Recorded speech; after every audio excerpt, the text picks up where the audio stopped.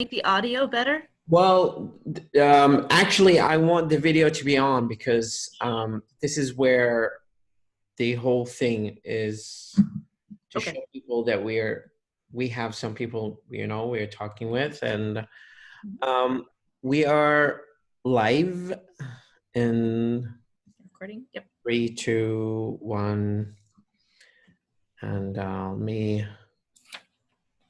just wait here. I think it's a good time for Candace to show up. Yeah, let me text her, make sure.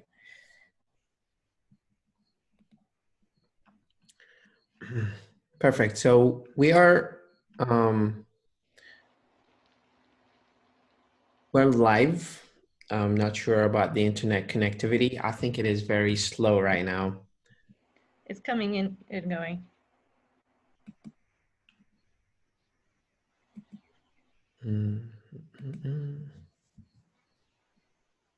Okay.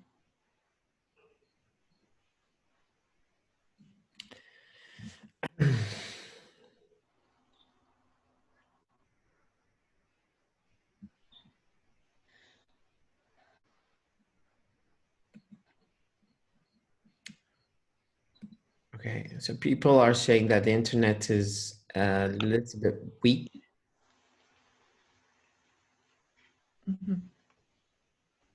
So probably that's 2 minutes, okay.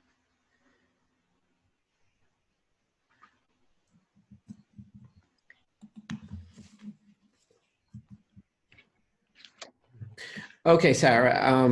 Welcome back, everyone. I have to record it and then I'll post it on my page later on.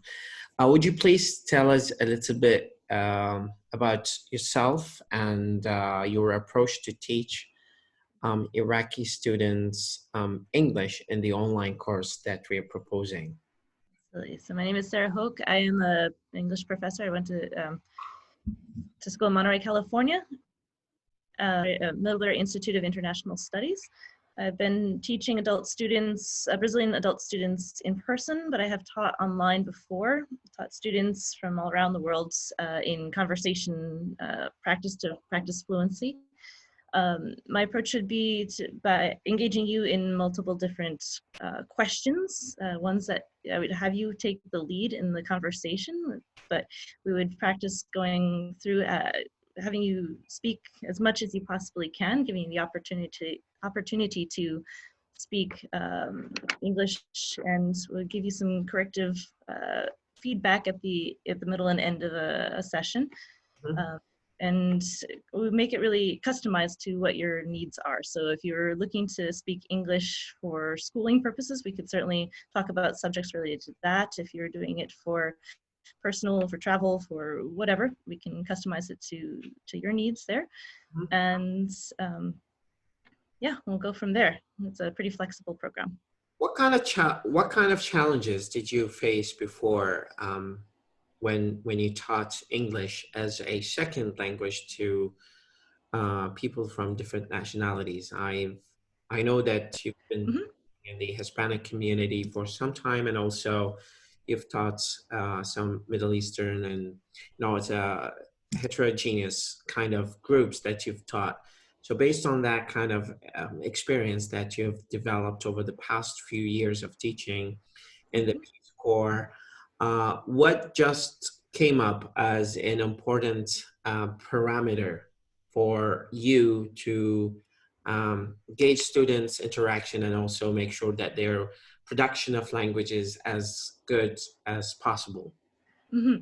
A common feature among students from any backgrounds is initially this lack of confidence in speaking abilities, because most times during face-to-face classes, there's not this opportunity to practice and to get substantial feedback and one-to-one attention from a teacher. So in an online format, it's been really beneficial for my students. Hello, Candace, welcome.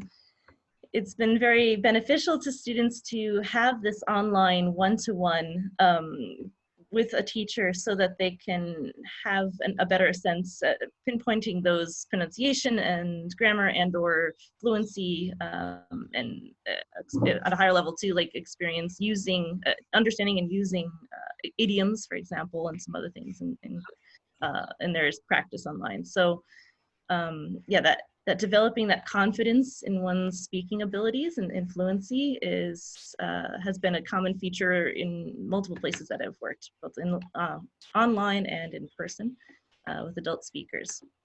Go ahead. Let's take a break here. Hey. Candace, how are you? I'm okay, how are you? I'm good. Tell us a little bit about yourself. Sure. I have been teaching English for just about 5 years. Okay. I've been teaching refugees and immigrants both in Denver. And I spent about 5 years before that teaching employment skills to refugees who had recently arrived in Denver. Mm-hmm. So have a lot of experience with people from all over the world. And my favorite part about my job is how much my students teach me about where they're from. Okay. Second that. What kind of experience did you get from teaching Iraqi students, if you've taught Iraqi students? Yes, I have. I've had Iraqi and Syrian students, some Arabic speakers from sub-Saharan Africa students. Uh-huh. I appreciate my Iraqi students' sense of humor. Yes. They make me laugh. I really like how relational their culture is when they come into my class in the morning. It's not just, they sneak in the back because they always sneak in just a little bit late. But they get, hi, how are you? They have to say hello to everybody. So I like that their culture is very relational. I have, in my experience in 10 years working in that the first friends offer to help with anything, or, how are you doing? Checking in during quarantine. How's everything going? So I feel really, really lucky to have worked with so many Middle Easterners. Okay, perfect. So what kind of skill do you focus on when you teach online students? Let's say that you have 1 hour and a half with in a one-on-one setting. So what is the most important skill that you focus on in your teaching? For me or for Sarah? For Candace, yeah. For you. I think the most important skill, and it depends on the goals of my students, of course, but the most important skill is communicating. Mm-hmm. I studied Spanish for a number of years when I was in high school. I spent a summer trying to learn Arabic, and I'm terrified to use it. Because I had a Spanish teacher in high school who just kind of scared everybody. It was like, learn the rules, but then when you go to speak, if you made a mistake, it was like, oh, you gotta work harder. I studied German in college. Again, like, I'm afraid to use the languages that I've studied because I never had a classroom setting where confidence was really an important piece of learning. Oh, it's good that you got a it's good that you got a taste of your own medicine. Right. So yeah, whatever it is that we're working on, if it's a particular grammar point, or we're learning how to shop for groceries, whatever it is, we'll practice a little bit, and then we immediately turn around and try and contextualize it. How do I use this? When do I use it? And what are some examples of this language that we just studied that I can see in the real world? Where do I find it in a song? Can I find it in a TV show that everybody's watching? So kind of looking for real uses of the language that we're studying and trying to put it into context. What makes you so passionate as an English teacher? I'm curious. And this is a question for both of you. Mm-hmm. Sarah, you go first. Okay, fair enough. I think, like you said, Candace, is that what they're sharing from their backgrounds, from their life experiences. And I feel as teachers, we learn so much, and maybe even more than students in a lot of ways, from our students, and just that opening doors, opening minds. And by learning a language, we've experienced it too. By learning a language, you open the doors of communication. You really get to understand and put yourself in the shoes of somebody from a different culture. And so I think that it's that thrill of learning something new, and it's almost like solving a puzzle. You're putting these little pieces together and then seeing the bigger picture that you've put together, and it's just wow. Um, okay. How about you, Candice? What drives you so passionate, you know, to learn and to teach at the same time? I think learning a language is able. I worked for 2 years, very basic English speakers from around the world in my classroom. And we had a unit in our class on how to communicate with a landlord and how to insist that your landlord comes and fixes things in your apartment that are broken.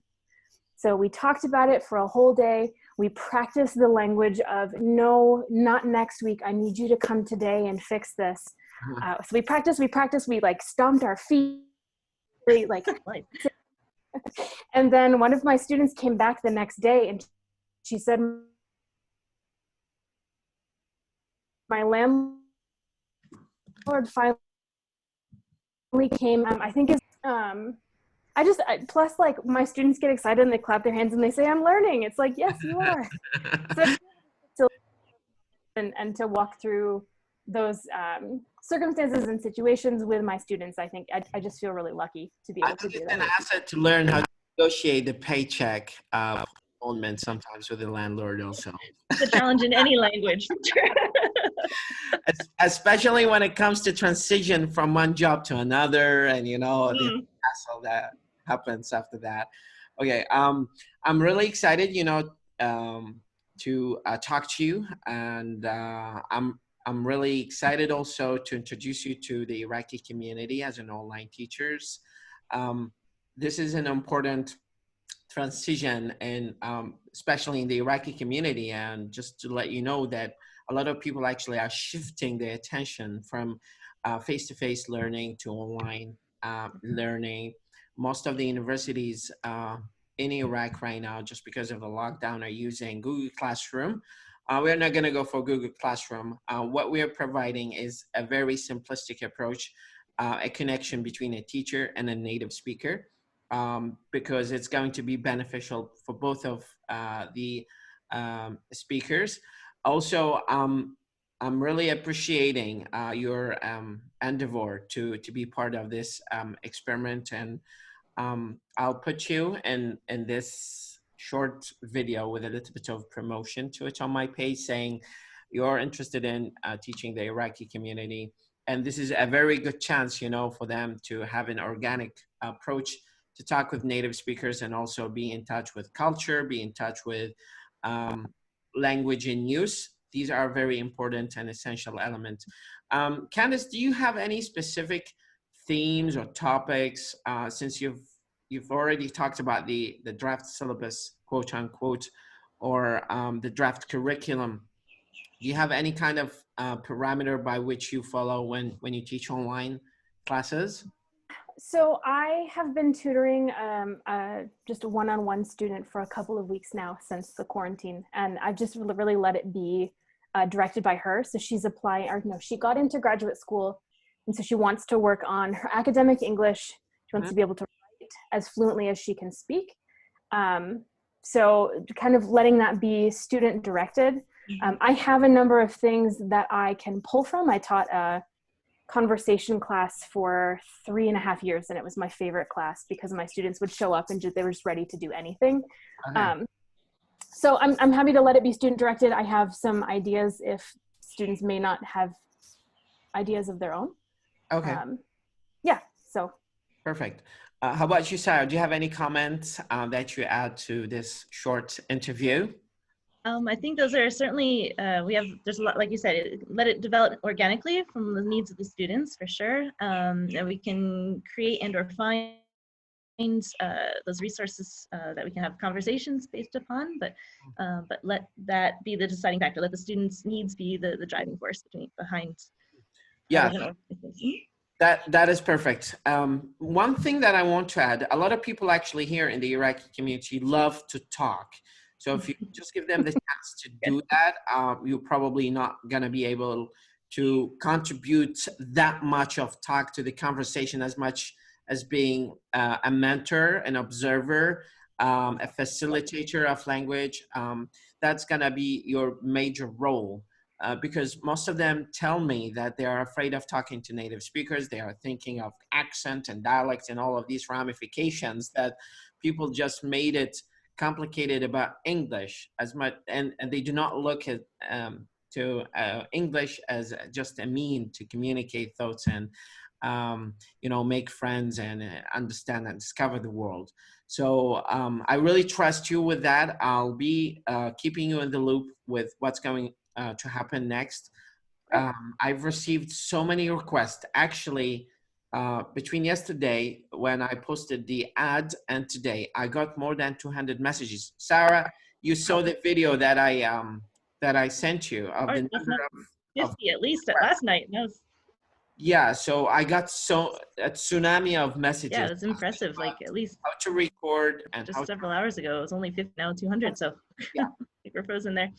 So I'm just filtering the requests and I'm sending them a very short placement test. Once I filter that out and I sort the levels, I'll be shifting the gears towards you, so they will be in contact with you. I just need Candace Skype address so I can add it to my list. So once they, I will set that up right now.